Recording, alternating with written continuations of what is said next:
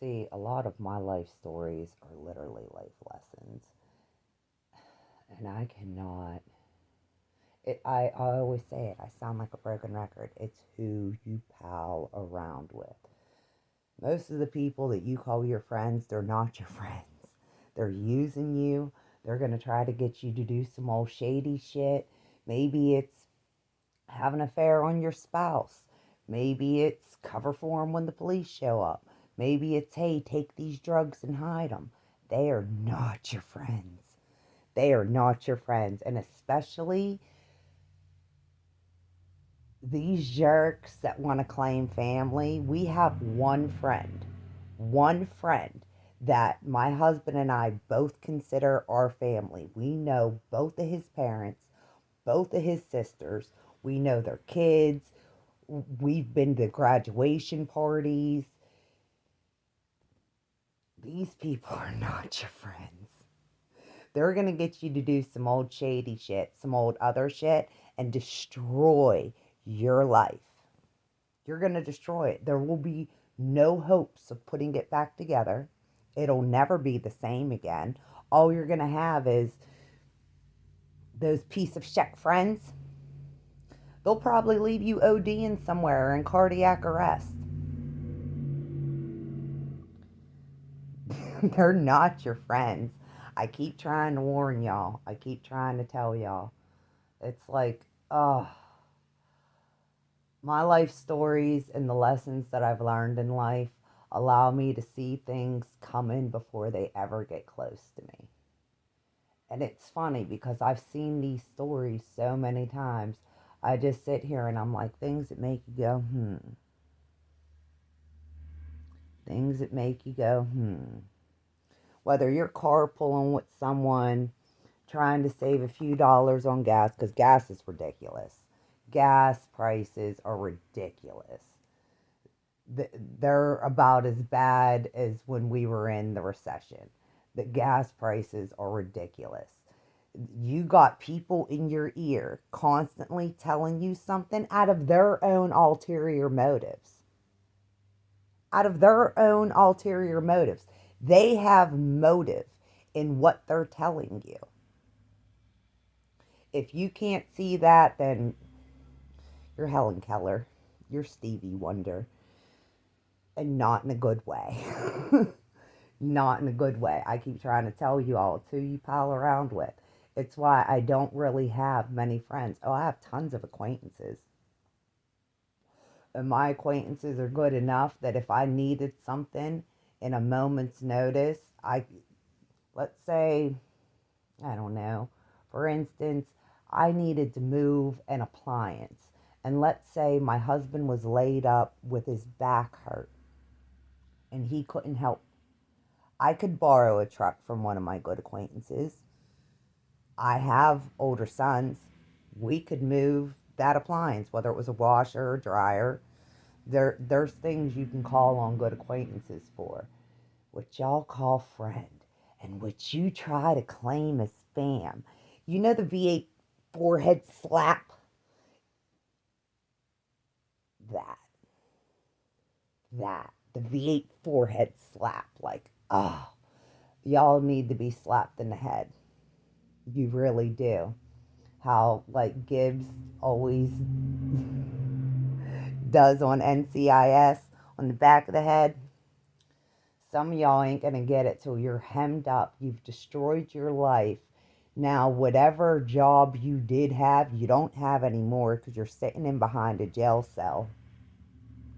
And all those connections you think you have, they're not going to help you there. They're not going to help you there. And I have a girlfriend. Her and I are cool. She actually has a current issue with chicks plotting on her and her dude. She's never had that issue before. She doesn't know. She doesn't know what that's like. Well, I've had people plot on me my entire life, and every time they have failed miserably on their own demise. I don't have to do. I'm not interacting with them. I won't even acknowledge your presence. So my girlfriend, we're going to call her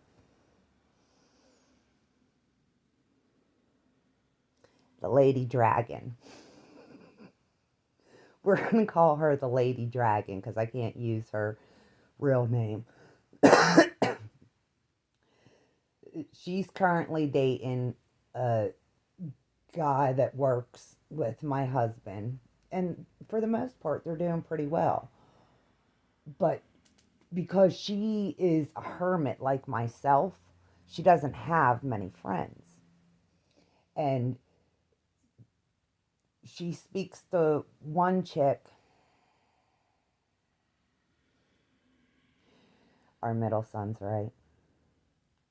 You never know my mom doesn't like you until you know my mom doesn't like you.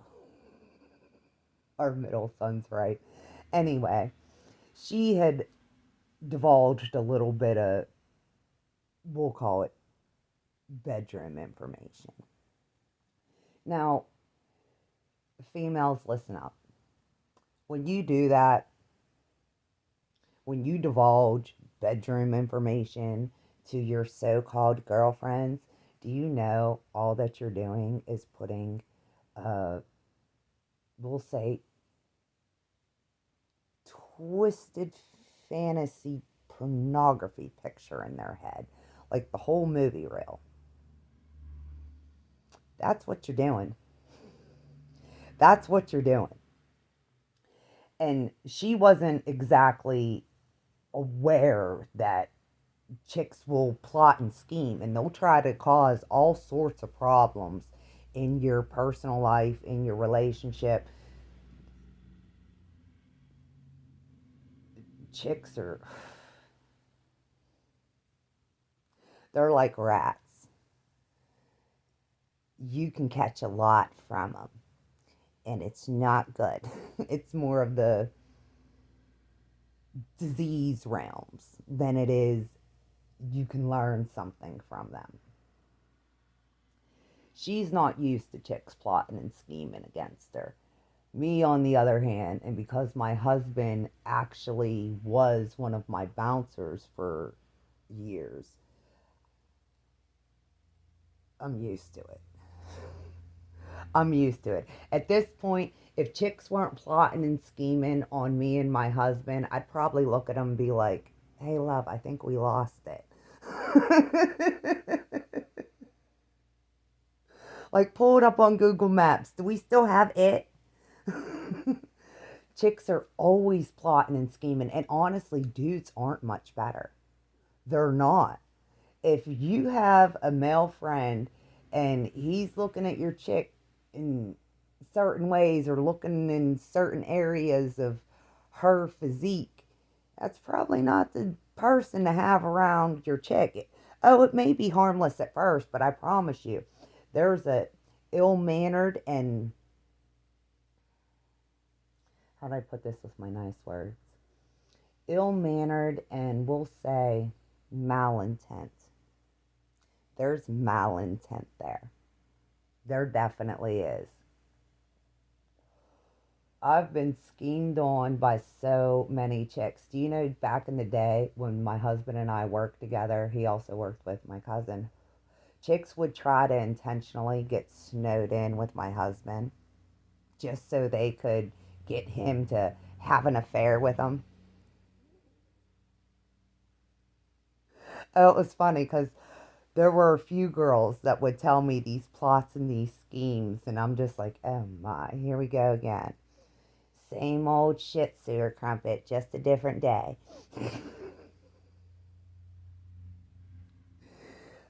I know my husband is very easy on the eyes. Why do you think that's one of the reasons he's my husband? Very easy on the eyes. Y'all just, you keep the wrong people around you. And whether it's a relationship just starting out, like it's in its most fragile of times, that first couple years, you gotta be careful who you allow around your relationship. You gotta literally protect your relationship, your marriage, like it's Fort Knox. Because any more The majority of chicks, and this is a statistical fact. Oh, my favorite phrase. Thank you so much, Mr. Myron from Fresh and Fit. Thank you so much. You gave me one of my favorite phrases. Ride in the carousel. Let's get it, bruh. So, because most of these chicks have used up their worth, ride in the carousel.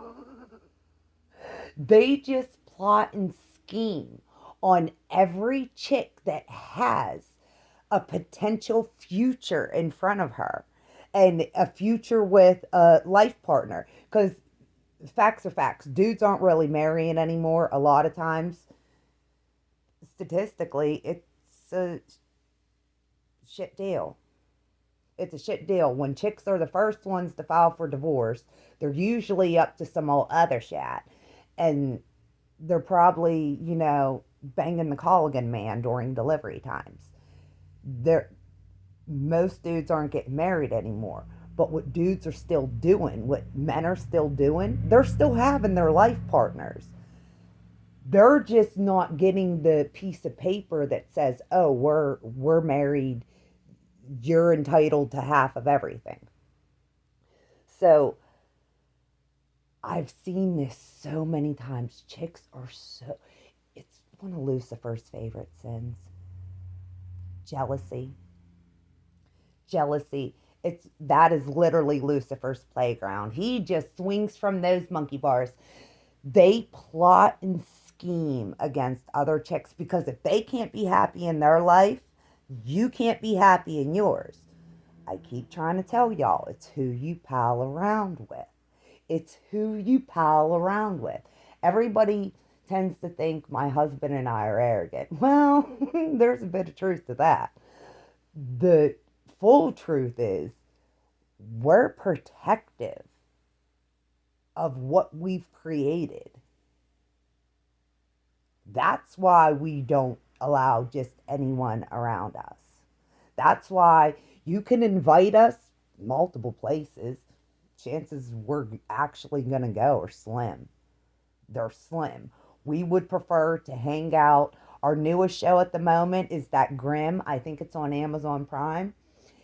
Oh, that's a good show. I like it. There's some good life lessons in there too. If you take away the fantastical of all, what are those little demons called? Oh, it doesn't matter. It's a good show. And there's life lessons in there. What I keep saying, who you pal around with. There's just, we would prefer to sit home and watch one of our favorite shows, munch a snack, hang out with each other, as opposed to being around a bunch of people I now have to play pretend with and act like I'm happy and I want to be here and that painted smile. We would much rather do that. Even load up Call of Duty and play that. It's who you allow around you. It really is. And if you're not smart enough to see other people's ulterior motives, you're going to allow the wrong person around you destroy what could have been a treasure for you. And you'll never get that treasure back. It doesn't matter if you can find it on Google Maps. You are never going to get that treasure back. It'll never happen. Once you betray someone, well, my husband and I agree on this. Once you betray someone, there's no real getting that back. People go through the motions. They'll try. They might even do couples counseling and things like that, but there's no real getting it back. And in the rare occasion that people actually get what was back, well, it took a lot of therapy. It took a lot of hard work, a lot of work in the dark, all the work that the world isn't going to see. See, y'all get on social media and you want to play, oh, picture perfect and we have a great life. This is funny. So for years, my husband would get irritated with me because I'd come in, even from being outside on the block playing with the kids in the neighborhood. I was always all-time pitcher when we played kickball.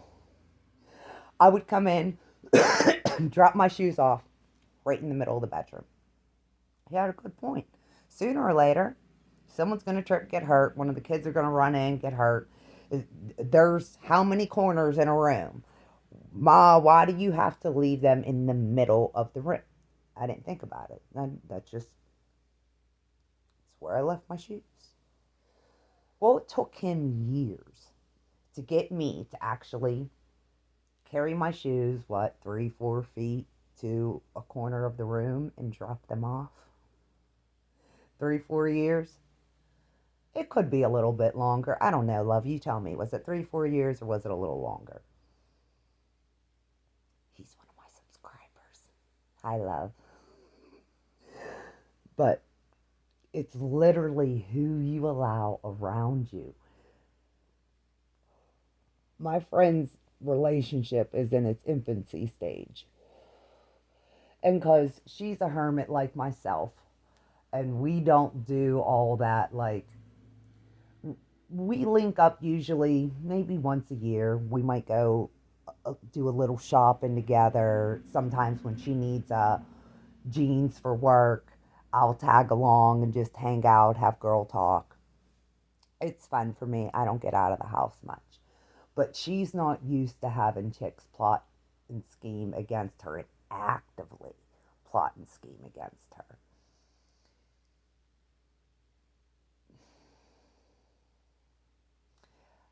I'm a bit more used to it. It's happened to me time and time and time and time and time and time again. And it happens to me currently. That's probably something that's never going to change. I don't know whether it's good, don't know whether it's bad. I just know it is. And because most of these chicks have cletused away all their worth with randoms, they can't stand to see a girlfriend happy, content. They're just filled with haterade and deceit, malintent, jealousy, envy. If people could turn green with envy, I promise you there'd be a lot of green sewer crumpets walking around. A lot of green sewer crumpets. A lot of green sewer crumpets. There would be a whole lot. It's not baffling, but it can get, you know how you have a thought in your head and you're like, okay, well, I don't have the answer for that right now, so I'll just let it simmer. And then it comes back to your head, and then you're like, okay, well, I don't have the answer for it right now. This is kind of like that scenario. My husband and I, we worked with a girl. She was married, and she was married while we worked with her. And she's one of the few people that are outside of my family and the family I inherited when I married my husband that I'll even make the attempt to explain a personal problem to. She's one person on this planet that not only can get through to me, but she can also show me exactly where I'm wrong and where my husband was right. And that's a gift in itself, because most chicks can't do that with another girlfriend, let alone will a girlfriend heed and accept advice and then apply it. That's what makes me a little bit different than most. I'll accept advice. I don't always like what I'm being told. I'm human. But I can concede the fact when I'm wrong. I can do that. I can apologize. I can concede when I'm wrong, and I can do better later. It took my husband a long time to even get me to articulate my thoughts or troubles. It took him a long time. I had previously learned when things fall on deaf ears, you shut up. You stop talking. You shut up. It's better for you that way. So when my husband and I got together, I had to unlearn some of those behaviors. It was the only way we were actually going to work, is if I was willing to unlearn some of the things that life had already taught me. I learned it. I do pretty well. I definitely do. There's a few life lessons that I learned later in life, like my mid 20s, late 20s. I truly wish I was taught those earlier, but that wasn't my case. But who y'all pal around with? They're just deceitful. Deceitful. Like, I'm V8 slap your forehead. I keep telling you. I keep telling you.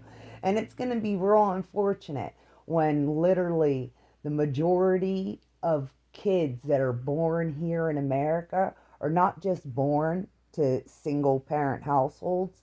They don't even have a relationship with their father, from what you. Mmm. Nice words to the saints. Don't get angry at me. You bitter bastard breeders.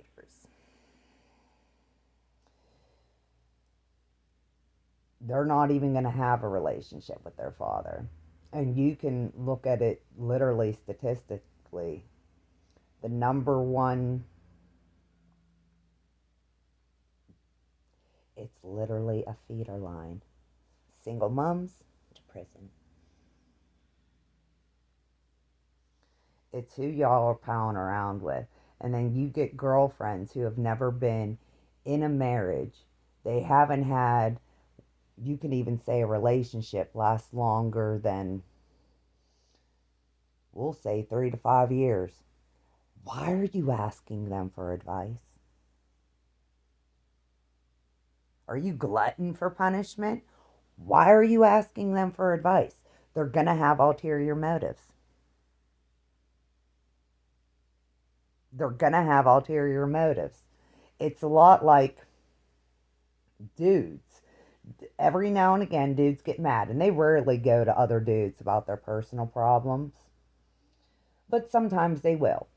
You better take into account a person's ulterior motive, because you're going to allow them to destroy your Fort Knox faster than, I don't know, social media, because that's pretty fast. That's pretty fast.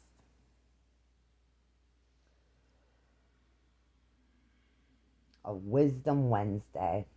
I got plenty of wisdom, and I know y'all's wet behind the ears. You don't know much. You don't know much at all. You allow the wrong people around you. It's a lesson everybody has to learn, and it's a painful lesson when you learn it, because it could have been prevented.